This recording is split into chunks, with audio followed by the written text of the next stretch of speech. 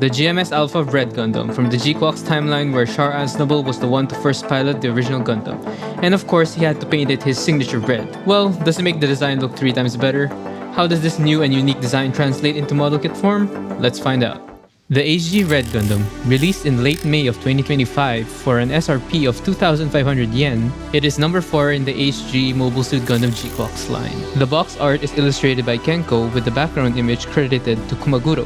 These are the same artists who did the Gquuuuuux and the Gelgoog from the previous releases. Taking a closer look at the box, we have the HG Gquuuuuux logo, we have the name of the Gundam, GMS Alpha Red Gundam. The art again is top notch, much like the Gelgoog and the Gquuuuuux. They really nailed it. I like the style. It really shows the design in such a good way than the original line art, honestly. Looking at the side of the box, it's just the condensed version. It is number 4 in the Gquuuuuux line. At the top, we have the painted kit and a description of the story. Sorry, I tear some of the box because there was some tape and I was trying to remove it and it just came off with it.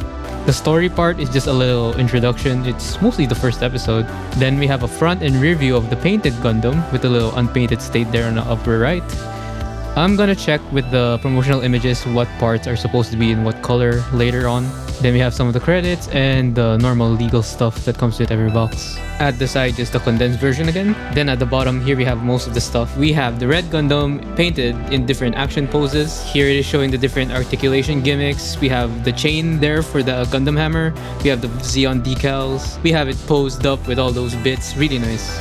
Then here we have all the gimmicks. We have the 2 bits, the shield, the beam rifle, the Gundam hammer, 2 beam sabers, and a bunch of adapter parts. It does look like we're gonna have only 3 hands here, unfortunately. Now let's take a look at the box. Opening it up, we have 3 bags of runners, and we have the manual. At the front of the manual, we have the illustration, of course. Then we have the description on the Red Gundam, along with its pilots and stuff. I won't read this thing line by line, but you can pause here if you want to read the whole thing. The short and sweet of it is Char stole the Gundam, painted it red, then he disappeared with the Gundam, then new guy came with Gundam.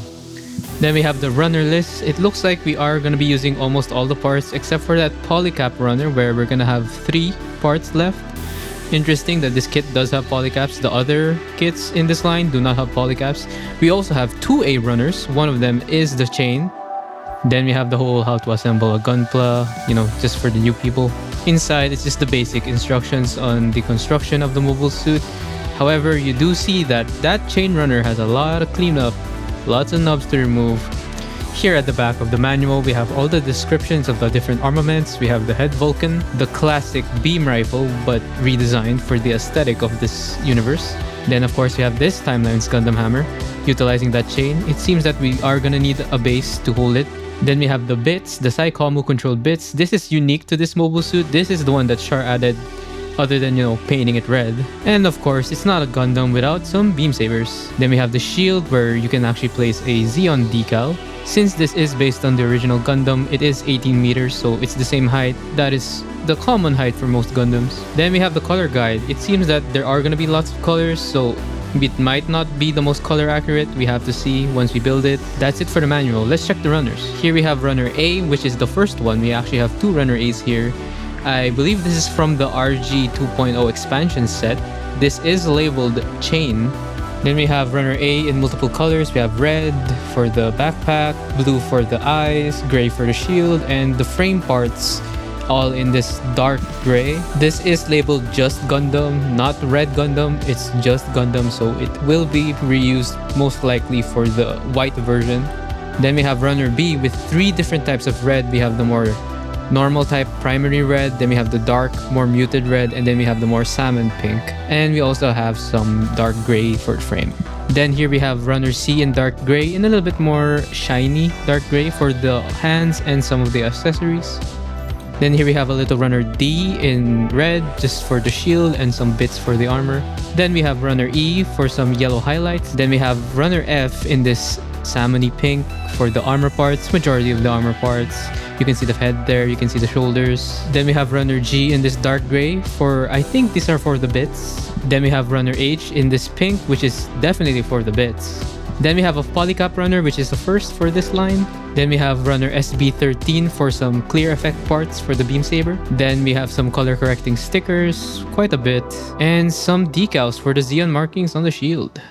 The build of the head contains 12 pieces, which is quite a bit more than usual for high grade. The construction is pretty unique as well, lots of part separation and detail. The eyes have a separate blue part with the option of stickers to emulate how it looks like in the official art. The cheeks also have a unique articulation gimmick where the inside of the face can rotate upwards for an even more vertical looking upward pose. Overall, the details are quite nice, and the part separation is above average for high grade. For the torso, we have 19 pieces. This is the only part of the mobile suit that uses polycaps. The construction is unique, much like the kits in this line. The polycaps are used for the connection for each of the pectorials in the form of a ball joint. I guess that it will help with articulation, which we'll see later. The part separation of the torso is pretty good as well, having a more complex construction than the usual UC equivalent, which is the RX-78. The arms are 18 pieces each and are a bit more basic. They place stripes on the shoulders as separate pieces, which are nice. Just make sure to place it in the right way. The arms contain these bits on the shoulders as well as the back of the forearm. They have a pretty big color correcting stickers. These things serve as a sort of unopened or unconnected state for the attachment points to connect to the Psychomo bits. The hands are just connected via a ball joint. Overall, I think the construction of the arms and shoulders are pretty simple but effective. There are a bit of seam lines and some color inaccuracies, which I'll get into more later. The waist is pretty simple, coming in at 5 pieces. Because this kit doesn't really have any skirting, that is quite expected. You just get the waist joint with a little bit of armor. We also have a peg hole for connecting to an action base. For the legs, surprisingly, we only have 19 pieces each. For comparison, the Gelgoog from the same line had around 30 to almost 40.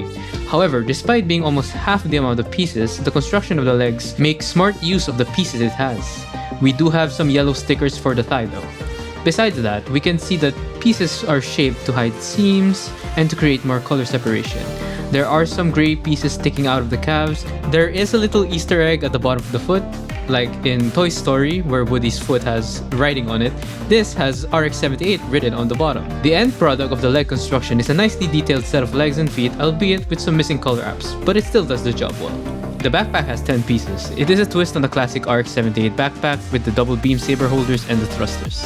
We do get some nice color separation. We get 2 shades of red, gray, and some black. A very nice backpack overall. For the rifle, we have 7 pieces. It's very similar to the original RX-78 beam rifle, just redesigned to fit the Gquuuuuux aesthetic.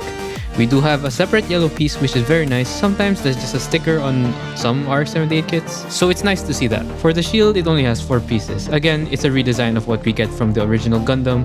It does contain quite a bit of color correcting stickers to fully emulate the original art. But to be honest, they actually don't look that bad, since they fit into recessed parts. It's also quite nice that we get a frame for the shield, because usually they just put the attachment point. For the Gundam hammer, we have 5 pieces. We get another use of the polycaps for the part where it is sandwiched by the hammer part. The chain is nicely articulated, but I don't think it can handle its own weight sadly. We do have this anchor piece at the end to secure the whole look. The side combo bits are made of 11 pieces each. This to me are the stars of the show for this kit's accessories. Sad that we only get 2. The build is very satisfying. We get a full-on gray intersection which is covered by the pink armor parts. We get these big thrusters, though they do have some stickers, but they're easy to place since they're curved.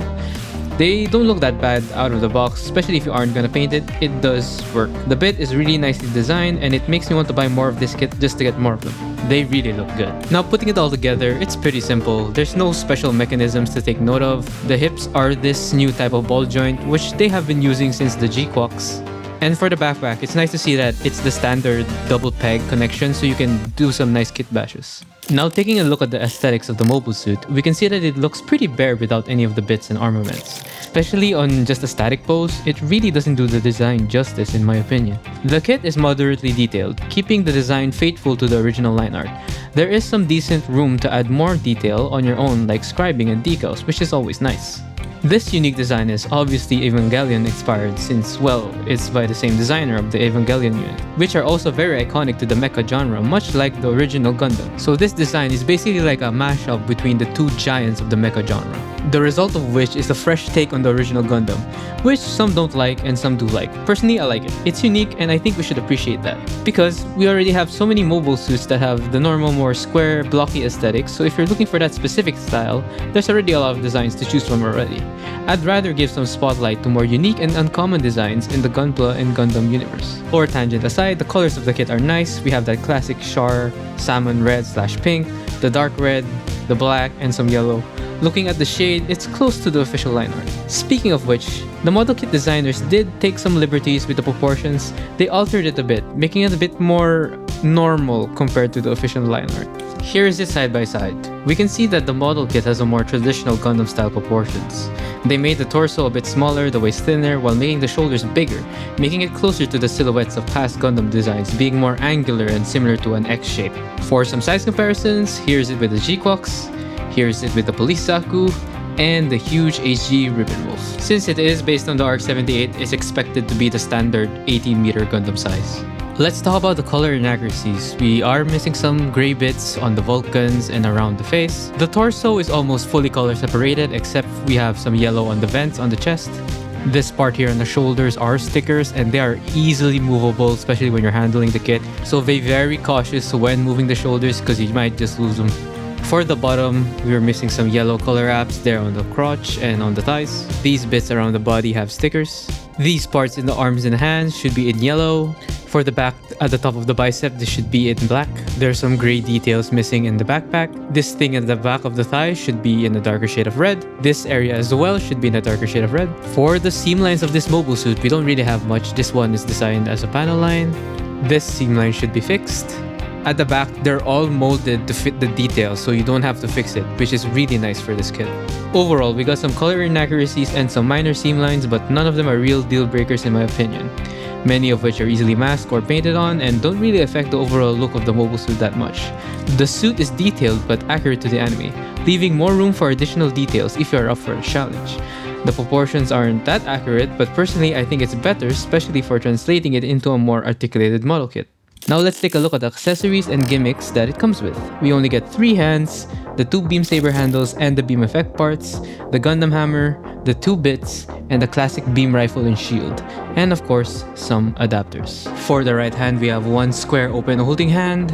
For the left hand, we also have an open square holding hand and 1 open dynamic hand. For the beam saber handles and beam effects, it's your standard affair. If you've built any of these kits, you know you just plug it in, shoot it into the hand, and as per usual, if you're not going to use it in the hands, you can just store it at the backpack, RX-78 style.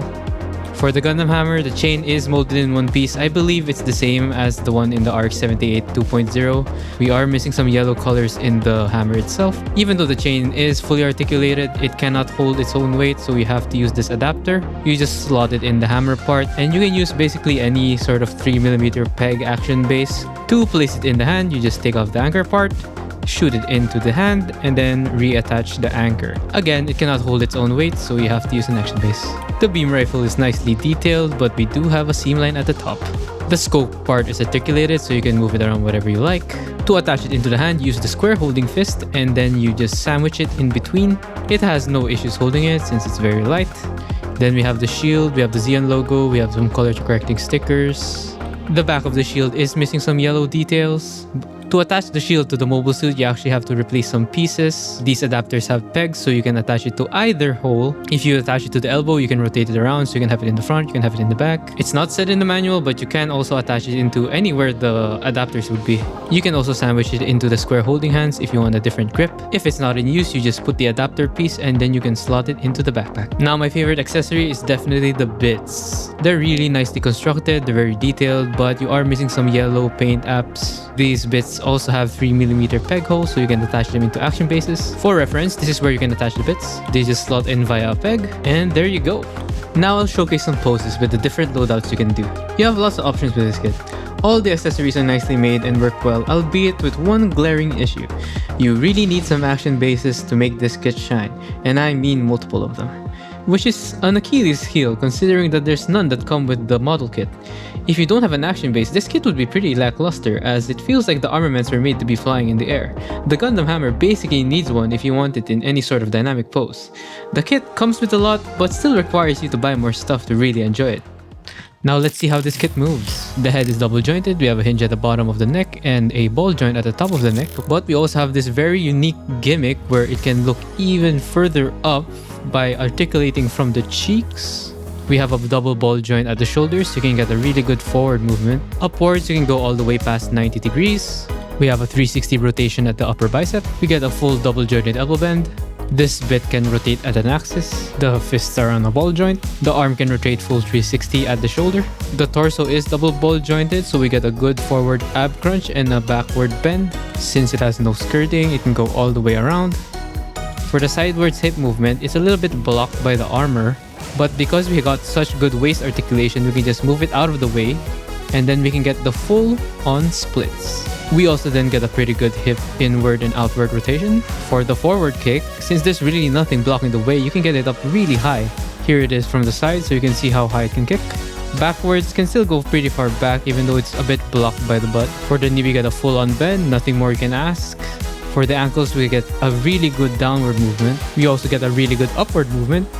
Since it's not really hindered by any armor, the sideways movement of the ankle is really good. And lastly, the beam saber attachment points are in the ball joint so you can rotate it around. Overall, I think that the strongest aspect of this kit is definitely its articulation. The design works best when it is doing dynamic poses. With all the different accessories, it can really pull off some nice action poses, and it is a joy to do so. There are no loose parts, so moving it around is not a problem at all. There's really nothing bad to say about the articulation of this kit, especially for a high grade. It passes with flying colors. Now let's summarize it into my likes and dislikes. Let's begin with the positives. It has great construction. There are no problematic seam lines, and the only ones that it has are pretty easy to fix and aren't really that noticeable, honestly. Second, it has no loose or finicky parts. Posing this kit and in general just maneuvering it, nothing ever falls out or flops. It is one of the easiest handling experiences I've had in this line so far. Then we get a great set of armaments. You have a lot of options with this kit. You have the hammer, the rifle, the shield, and of course the bits. It's fun to do different loadouts, attaching it into different action bases, and just doing different poses and just having fun with it. Lastly, it has amazing articulation. This kit has no real flaws when it comes to articulation. It can do almost anything you'd want for a high grade. It also is so solid so it can hold all of these poses. There's not a lot of armor or moving parts to really limit its movement, so it can really be dynamic. Now for the negatives. First is the lack of hand options. We only get the bare minimum. 2 holding square hands that look pretty awkward when they aren't holding anything, and a normal open hand. It's really disappointing considering how much they packed in this kit already. They should have added at least some close fits. Second is the color inaccuracies. This kit uses quite a bit of color correcting stickers, more than I would like. Obviously we can just paint it, but my review is considering the out of the box experience. To take in consideration those who don't customize. Some of the stickers work fine, but some like the ones in the shoulders get removed easily. Even the ones in the forearm yellow pieces are easily removed when handling the kit. Not to mention the black bits around the mobile suit each have a big sticker. Just not really a fan of that look. Lastly, what I think is the biggest issue is that the kit needs bases to actually shine. The reason why is the design itself looks better in action, and a lot of the main accessories need action bases to work.